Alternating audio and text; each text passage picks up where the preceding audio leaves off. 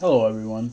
This video is going to be a tutorial video to show you how to make some monogram letters for a pillow or for a napkin or something without having any knowledge of how to use EmbroideryWare.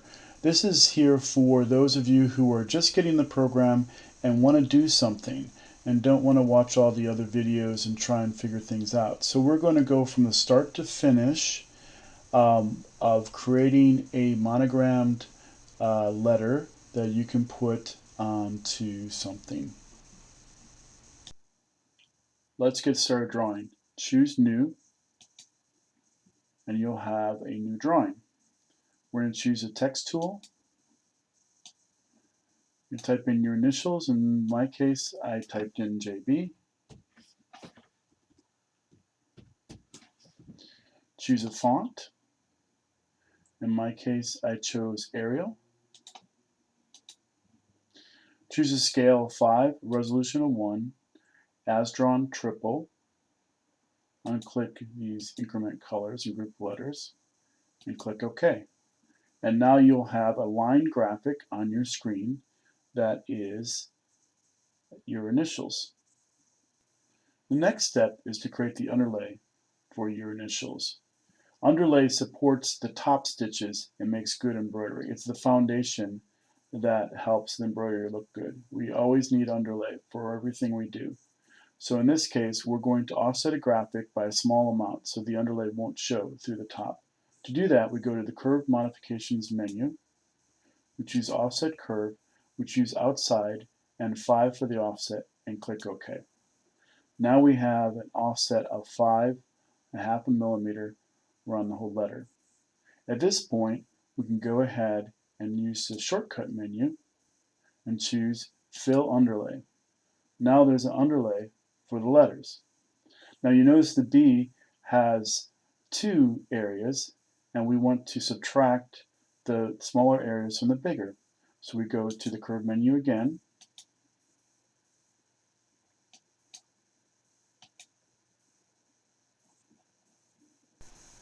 Next, we want to add holes to the graphic.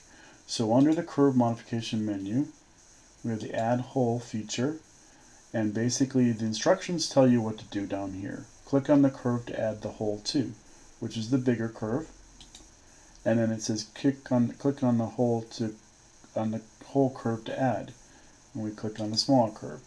We repeat that for the big curve, small curve. Now we're done. So the underlay is now done. So we can basically turn these off, just not to confuse us, by choosing hide. And now we want to do the same sort of thing for the larger graphics. So we're going to select all the larger graphics, and we're going to say fill top stitches. And again, we want to do the same thing with holes for the B for the top stitches.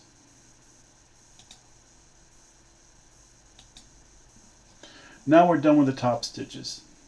And we turn the underlay stitches back on. You realize that basically the underlay is happening after the top stitches. We don't want that. So we'll use the arrow down to move down in the stitch order.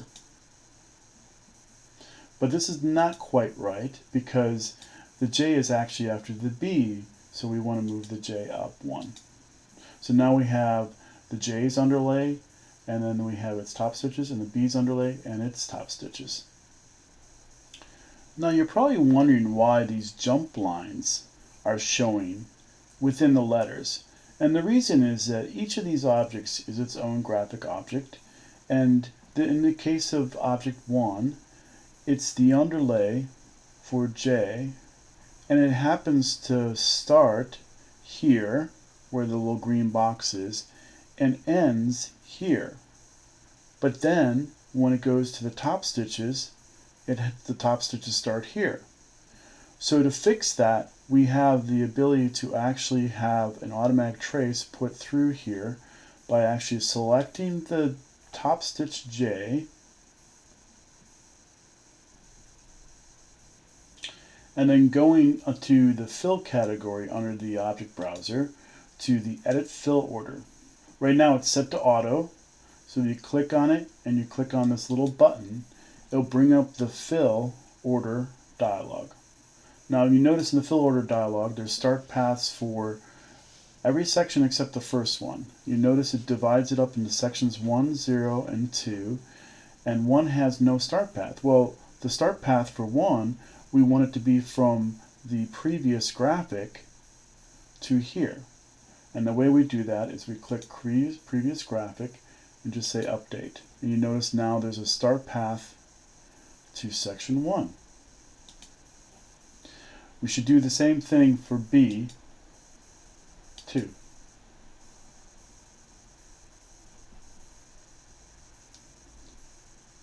So to do B, we do the same thing. We go to the fill section of the object browser, and this has more sections. As you can see, it's a much more complicated object.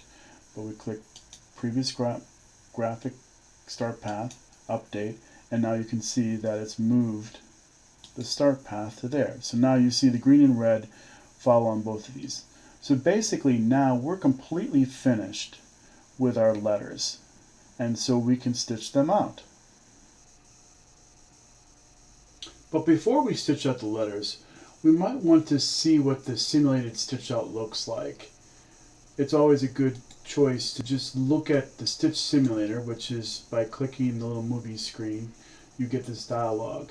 And the stitch simulator basically will stitch out the design, showing you how it stitches out. You can see the underlay is being done now, and then the start path going to the first section of the top stitch is being done, and then the last section is being filled.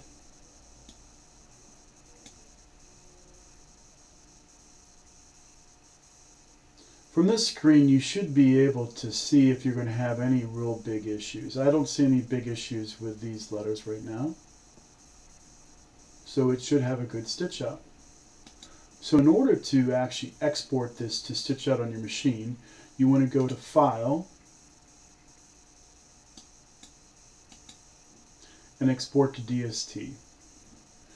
Most every machine will read a DST file if it's a modern machine. DST files are the most standard format out there, but there are also other programs out there that are free that allow you to convert from a DST file into any other format that you want. The two that I like are Bernina ArtLink and Wings My Editor. Both of them do a good job at converting DST files into other formats. So if you enjoyed this tutorial and you want to see more, that basically we can create something in 6 minutes that is useful to you, please let me know in the comments below what kind of tutorials you'd be interested in, and I will think about what I can do to help you with learning how to use EmbroidyWare. Thank you again for watching this video.